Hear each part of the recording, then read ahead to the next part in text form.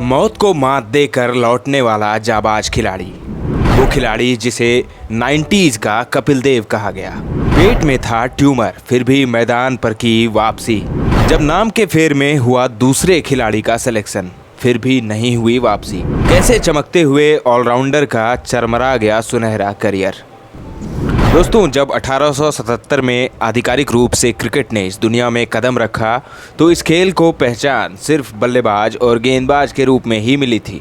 उस दौर में अगर कोई युवा क्रिकेटर बनने का ख्वाब देखता था तो वो सिर्फ एक बल्लेबाज और एक गेंदबाज के रूप में अपना करियर बनाने की इच्छा रखता था। लेकिन तब क्रिकेट की किताब में ऑलराउंडर जैसा कोई शब्द नहीं था। तकरीबन एक शताब्दी बाद यह नाम क्रिकेट की दुनिया में ऐसे उभर आया कि एक के बाद एक खिलाड़ी ऑलराउंडर बनकर सामने निकलने लगे और फिर यही ऑलराउंडर ऐसे चमके कि टीम के फ्रंट योद्धा बनकर सामने आए और अपने ऑलराउंड प्रदर्शन से टीम को मुश्किल से मुश्किल परिस्थितियों से निकाल कर जीत दिलाई। यह सच है कि ऑलराउंडर को टीम की रीढ़ माना जाता है और तेज गेंदबाज ऑलराउंडर होना तो सोने पे सुहागा जैसा है। लेकिन भारतीय क्रिकेट में कपिल देव के बाद ये हिस्सा हमेशा से ही कमज़ोर रहा।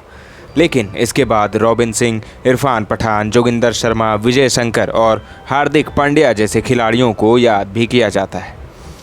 लेकिन इसी भारतीय टीम में एक ऐसा नाम भी रहा है जिसे आज की युवा पीढ़ी भूल चुकी होगी। लेकिन कई दशकों से वो खिलाड़ी कभी कोच तो कभी चयनकर्ता के रूप में भारतीय क्रिकेट में अपना योगदान देता आ रहा है। दोस्तों, आप देख रहे हैं चक दे क्रिकेट की खास पेशकश और आज हम बात करने वाले हैं एक ऐसे खिलाड़ी की जो टीम इंडिया का महान ऑलराउंडर तो था, लेकिन उसके हुनर को कभी किसी ने कदर नहीं की।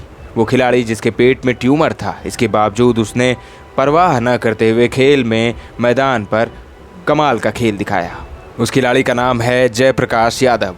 वो जयप्रकाश यादव जिनको हम में से अधिकतर क्रिकेट प्रेमी जेपी यादव के नाम से जानते हैं। आज हम अपनी वीडियो में इस खिलाड़ी के जीवन में आए उतार चढ़ाव के बारे में जानने की कोशिश करेंगे। जेपी यादव का जन्म 7 अगस्त 1974 को भोपाल के एक मध्यम वर्गीय परिवार में हुआ था। जैसा कि हमने हर बच्चे का बचपन देखा है कि उसे पढ़ाई से ज़्यादा खेलों में दिलचस्पी होती है, कुछ ऐसा ही जेपी यादव के साथ भी था। जेपी यादव बढ़ती उम्र के साथ पढ़ाई से दूर होते जा रहे थे तो वहीं क्रिकेट के नज़दीक आते जा रहे थे। जेपी अपने बचपन में जी जान लगाकर क्रिकेट खेला और महज 20 साल की उम्र में ही अपनी घरेलू टीम मध्य प्रदेश की रणजी टीम में शामिल हो गया। हालांकि पहले सत्र में जेपी यादव का प्रदर्शन कुछ खास नहीं रहा, जिसके लिए उन्हें टीम से ड्रॉप कर दिया गया। जेपी ने फिर नेट्स पर खुद को तराशना शुरू कर दिया क्योंकि उनमें कामयाब क्रिकेटर बनने की संभावनाएं नजर आ रही थी। यही वजह थी कि मध्य प्रदेश टीम ने उन पर भरोसा बनाए रखा। लेकिन इसी दौरान जेपी यादव की ज़िंदगी में एक ऐसा वक्त आया जिसने उन्हें तोड़ कर रख दिया। दरअसल साल 1995 की शुरुआत से ही जेपी यादव के पेट में दर्द होने की शिकायत बार बार मिल रही थी और उन्हें खाना पचाने में काफ़ी परेशानी हो रही थी। शुरू में तो जेपी ने इस तकलीफ़ को नज़रअंदाज किया और पेन किलर लेकर काम चलाते रहे। लेकिन बाद में जब वो मुंबई गए तो वहाँ डॉक्टर ने उनके पेट में ट्यूमर होने की बात कही।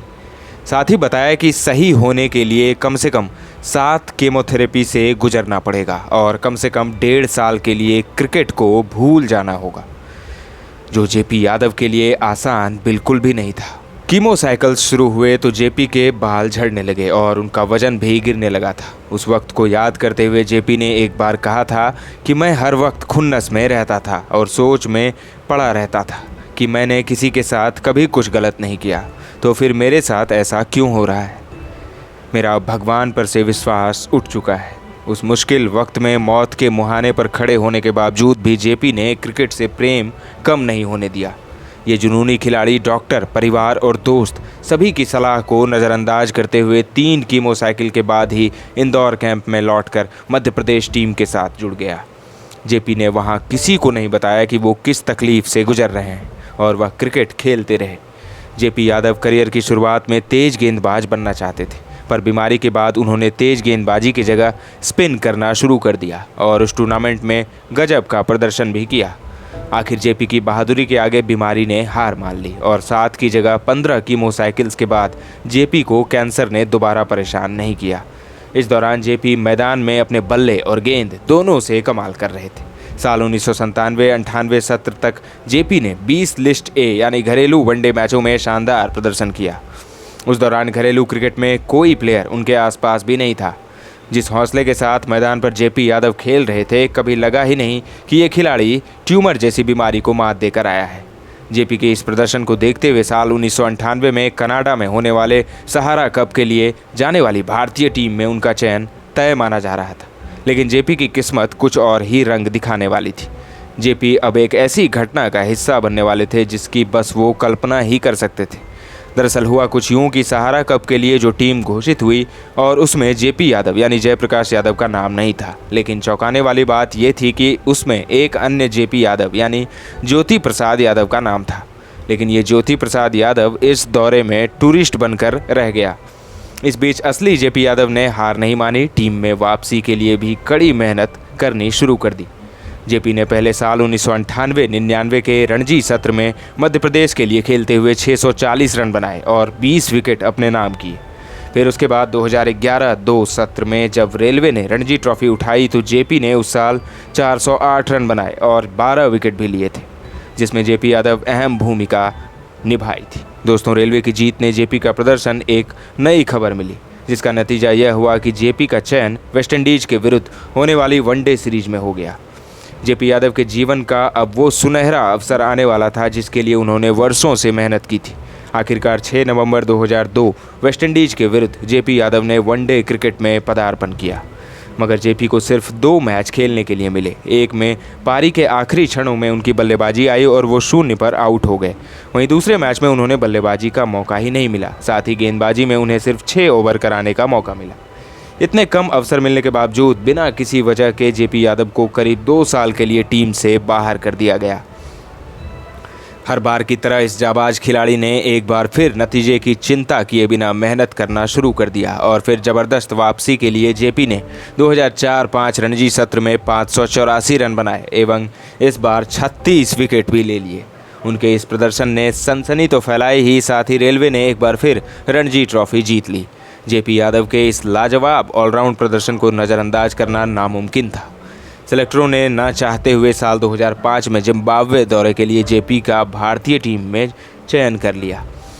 जिम्बाब्वे दौरे में जेपी ने कमाल की वापसी करते हुए पहले ही मैच में भारत की इज्जत बचाने वाली पारी खेली। दरअसल न्यूजीलैंड से मिले 216 रनों के लक्ष्य के सामने सितारों से सजी भारतीय टीम शेन बॉन्ड के सामने बिखर गई। सिर्फ 14वें ओवर में ही भारत के 8 विकेट गिर गए और स्कोर बोर्ड पर महज 44 रन था। भारत की डूबती नैया और शर्मनाक हार दस्तक दे रही थी। लेकिन यहीं से इरफान पठान के साथ जयप्रकाश यादव ने अपनी ज़िंदगी की सबसे बड़ी पारी खेली। यादव ने पठान के साथ 9वें विकेट के लिए वनडे इतिहास की तीसरी सबसे बड़ी साझेदारी बनाई। यादव और पठान के बीच 118 रनों की साझेदारी हुई। भारत के मैच जीतने के आसार बनने लगे थे, लेकिन पहले पठान 50 रन पर और फिर यादव 69 रन बनाकर आउट हो गए। मगर जेपी ने इतिहास में हमेशा के लिए अपनी जगह बना ली। इस शानदार बल्लेबाजी के बाद लगा कि अब यादव के लिए मौक़ों की कमी नहीं होगी, लेकिन ऐसा हुआ नहीं। इस मैच के बाद यादव को सिर्फ 9 अन्य एकदिवसीय अंतर्राष्ट्रीय मैच खेलने का मौका मिला। फिर साल 2005 के बाद जेपी के लिए भारतीय टीम के दरवाजे हमेशा के लिए बंद ही रहे।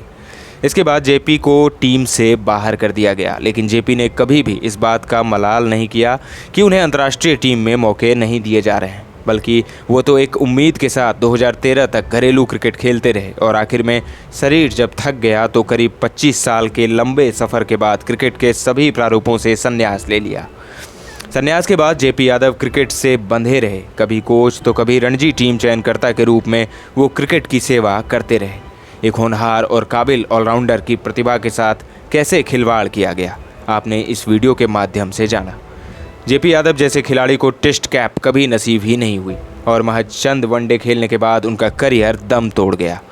दोस्तों, आप नज़र डालते हैं जेपी यादव के छोटे से क्रिकेट करियर पर। जेपी ने अपने इंटरनेशनल क्रिकेट करियर में सिर्फ 12 वनडे मुकाबले खेले, जिसमें 81 रन बनाए और सिर्फ 6 विकेट झटक पाए। इनका घरेलू क्रिकेट में फर्स्ट क्लास करियर काफ़ी शानदार रहा है, जहां उन्होंने 131 मैचों में 7,393 रन बनाए और 296 विकेट झटके। लिस्ट ए के 132 मैचों में 3,558 रन और 132 विकेट अपने नाम किए। इसके अलावा घरेलू T20 के 12 मैचों में 107 रन और 12 विकेट हासिल किए। दोस्तों इसमें कोई शक नहीं कि जेपी यादव जैसे महान ऑलराउंडर खिलाड़ी का करियर सिस्टम की भेंट चढ़ गया। आप जेपी यादव के करियर को कैसे देखते हैं? आप हमें अपनी राय वीडियो में कमेंट करके बता सकते हैं। ऐसे ही इंटरेस्टिंग वीडियो और खबरों के लिए बने रहिए हमारे साथ। अगले अंक में मिलेंगे एक और स्टोरी के साथ, एक और खिलाड़ी के साथ। अभी दीजिए इजाज़त, धन्यवाद।